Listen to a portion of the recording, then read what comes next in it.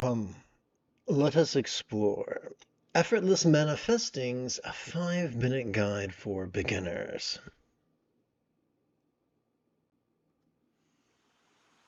This morning's lesson is drawn from the 17th passage of Prahevajra's vast expanse of the diamond-like mind.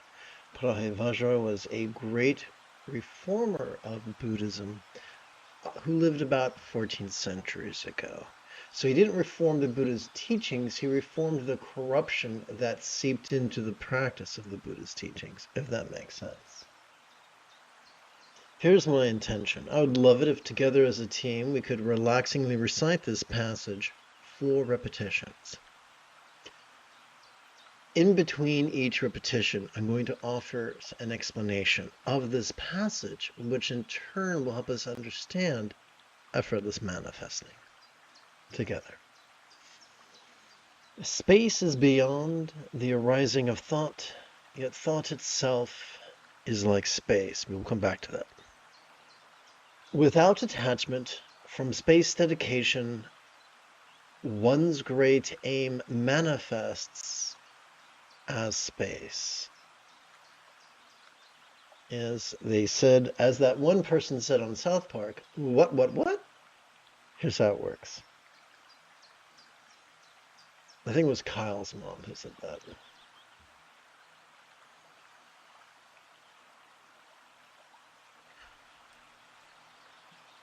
In the conventional practice of, what's the word I'm thinking of? Institutional Buddhism. They taught us that we must generate good karma and then aim that good karma through visualization and recitation. And they tell us that we're supposed to generate that good karma through all types of ritual, through offerings and bows and mantras and the like. But that is not what the Buddha taught. And so 14 centuries ago, the author of this text explained, or at least inferred,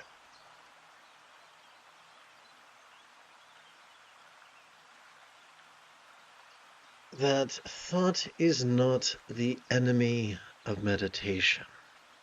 And I'm going to illustrate this with a cut and a paste. Please bear with me. So copy and paste.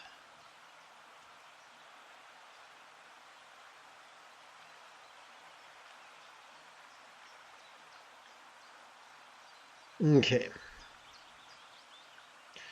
So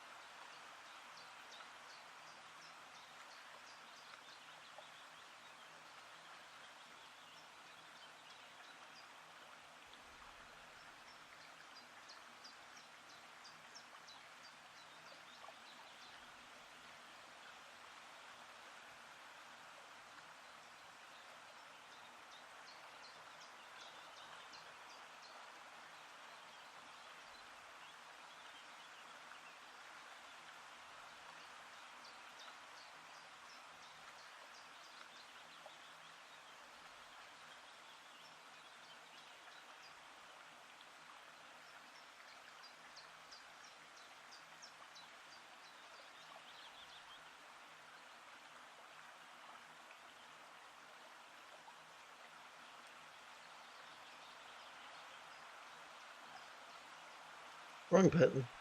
Okay, here we go.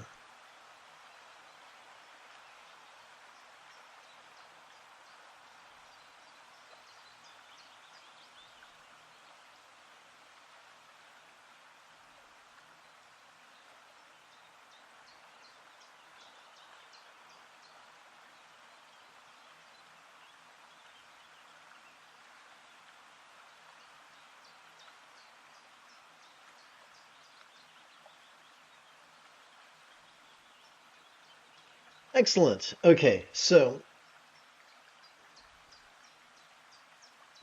Sturgeon's law reminds us that 90% of everything really sucks. And when it comes to meditation, when it comes to humanity, that suckiness could look like Yang's religious patriarchy, even if one's religion is being secular. It's the patriarchy that counts. And when the Yang's religious patriarchy tends to embrace and even celebrate being flexible, being rigid, fearful, superstitious, controlling, elitist, cryptic, competitive, and cruel. And so in its fearfulness, in its rigidity, in its controlling tendencies, it insists that we must concentrate on one thing and one thing only, or on nothing. And so it's either a 99% thought suppression or 100% thought suppression. But that is not what the Buddha taught.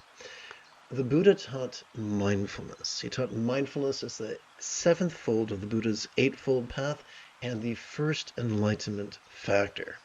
Any path which requires us to stop perceiving is undermining proto-Buddhism, the fundamental teachings of the Buddha. So these people will say, you're not allowed to have random thoughts when you're meditating. But that is not what the Buddha taught. The Buddha was not about Yang's religious patriarchy. He was about the opposite. He was about Yin's spiritual matriarchy. He was about being flexible, loving, rational, laid back, egalitarian, lucid, cooperative, and kind. And so what that infers is that as we sit in meditation, we cooperate with our sympathetic nervous system ensconced within the middle third of our spinal cord. This bad boy has evolved to help us to notice in a very special way, to notice vulnerably, passively, viscerally, randomly, and fleetingly. And so what I'm going to do here is actually cut and paste a different page, so please bear with me.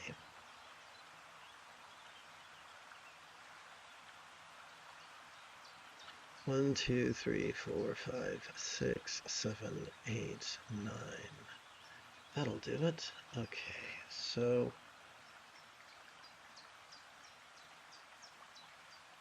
copy.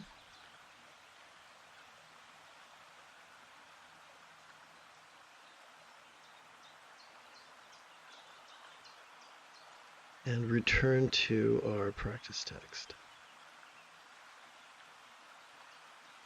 So what is it we have evolved to notice? We have evolved to notice mind's antics of perception. You know, sights, sounds, sensations, flavors, scents, and the like, including the full spectrum of human emotions, intentions, cognitions, recollections, and imaginings, including what we desire, whether it's a long-term desire or a fleeting desire, whether it's a desire that's been entrenched and written upon your bones, or something that's just momentarily piercing the sphere of your awareness. Here for a moment, then gone. So our job is, so the author reminds us that space like emptiness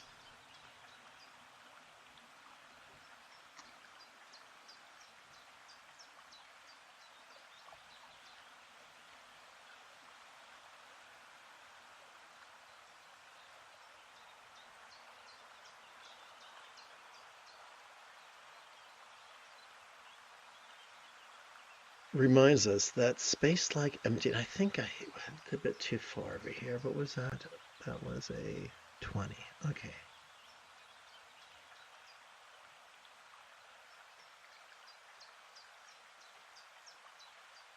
That space like emptiness is beyond the arising of thought. In other words, noticing thoughts, noticing perceptions, emotions, intentions, thoughts, memories, and imaginings will not undermine our wisdom of letting go, which is the eighth fold of the Buddha's Eightfold Path. And then it takes it a step further. Every time we relax into our exhalation, whatever thought we might have noticed during our previous inhalation could fleetingly feel less tantalizing, less permanent, less defining, and as non-graspable as a vast empty void, as non-graspable as empty space, which can be thought of with the following simile. As we relax into our exhalation, whatever we noticed during our previous inhalation could feel as non-graspable as the infinite azure sky on a bright and beautiful cloudless morn, which all that could be tantalizing to the eye is non-graspable to the hand. So it is perfectly okay to notice whatever desires or dreads cartwheel across the stage of our mind. Because we are not, if our mind is like a theater, we are not the playwright, the director, the producer, or the thespian. We are simply the audience member enjoying the show.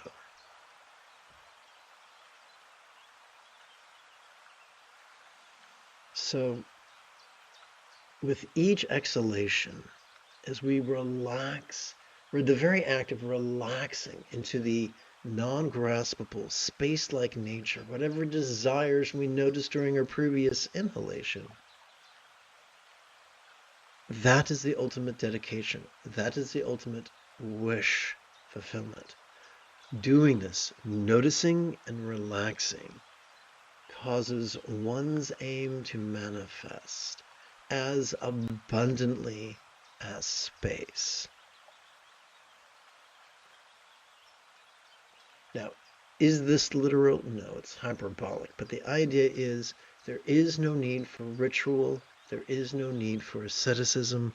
There is no need for superstition. Simply cooperate with our sympathetic and parasympathetic nervous systems, and the fulfillment of our heart's desires becomes an inevitability, even though the object of our heart's desire is always changing. So I mentioned our sympathetic and parasympathetic nervous systems. Allow me to review the parasympathetic nervous system with you. Every time we exhale, our parasympathetic nervous system, divided between the lower third and the upper third of that same spinal cord, has evolved to support both physical relaxation as well as mental release. What is the key to effortlessly cooperating with the sympathetic and parasympathetic nervous systems?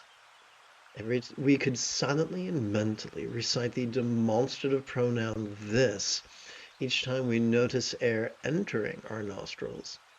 And we could silently and mentally recite the one-syllable verb ease each time we feel air exiting our nostrils.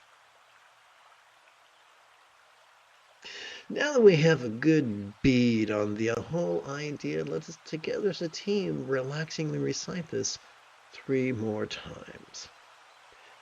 Space, like emptiness, is beyond the arising of thoughts, yet thought itself is like space. Without attachment from space, dedication, one's great aim manifests as space. So I think it'd be easy on the eye if I did this.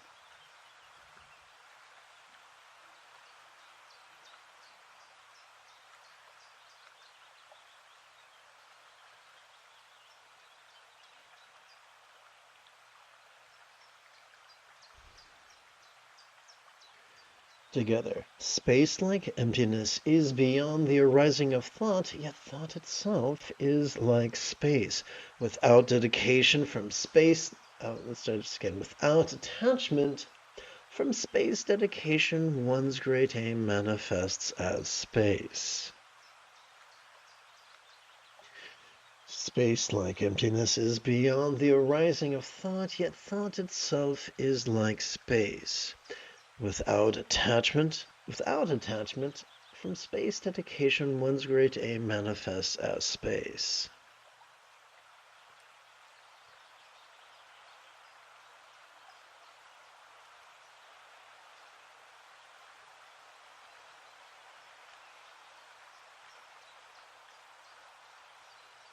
Having completed our opening lesson, it's time for us to shift gears. It is Saturday morning, let's try this again. It is General Leia Organa, Saturday morning. Come, let us meditate like a Jedi. After approximately 30 seconds of housekeeping, this is the Dzogchen Lama Jigme Gyatso of the Buddha Joy Meditation School. For more than 30 years, I have harnessed my autistic special interests. Even though Robert Kennedy doesn't like that, I have harnessed my autistic special interests as well as my ADHD hyperfocus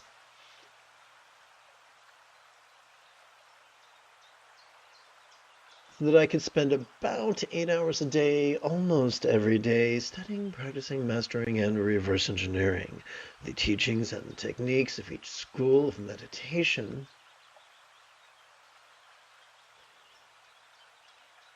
so that I could become your personal, nerdy, neurodivergent guide to nirvana.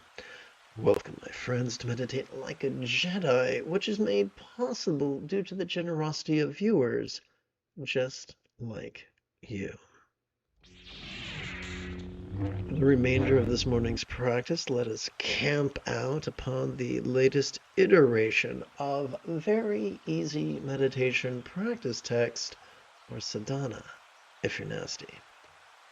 Together, let us set intention by chanting the essence of the path. Together. Whatever comes, may all beings notice, relax and flow. Whatever stays, may all beings notice, relax and flow. Whatever goes, may all beings notice, relax and flow.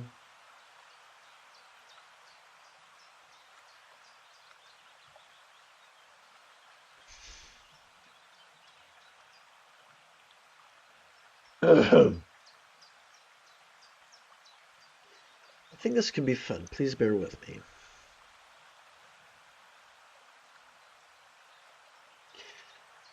So here's what we're going to do. We're going to play with the third collection of our left hand's 12 sets. 1, 2, 3, 4, 5, 6, 7, 8, 9, 10, 11, 12. And our right hand's 12 inhalations. 1, 2, 3, 4, 5, 6, 7, 8, 9, 10, 11, 12. How are we going to keep track of the third collection? Simple. Upon the tip of our left middle finger, we could rest the great knuckle at the base of our right middle finger, palms up in our lap. So we could do, so here's the really cool thing.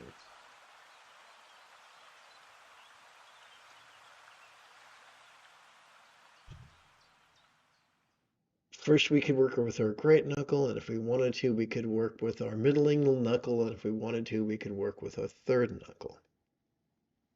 That's just extra variables.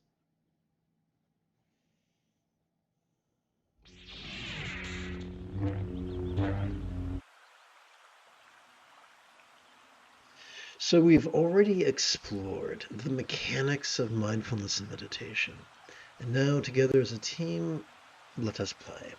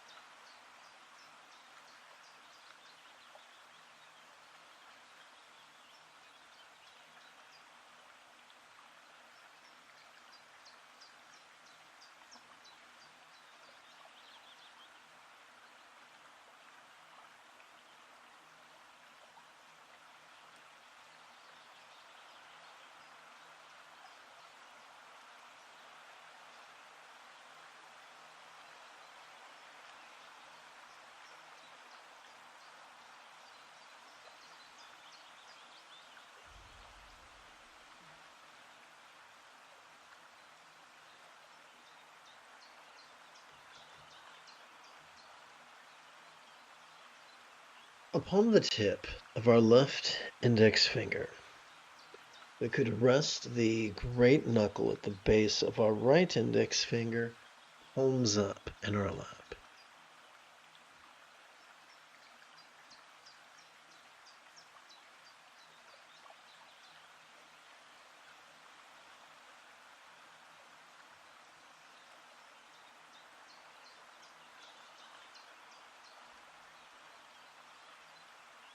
As we relax into our exhalation,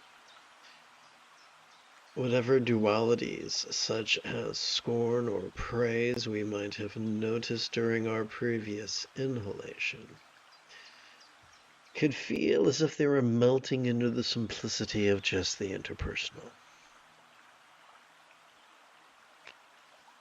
Together, let us practice.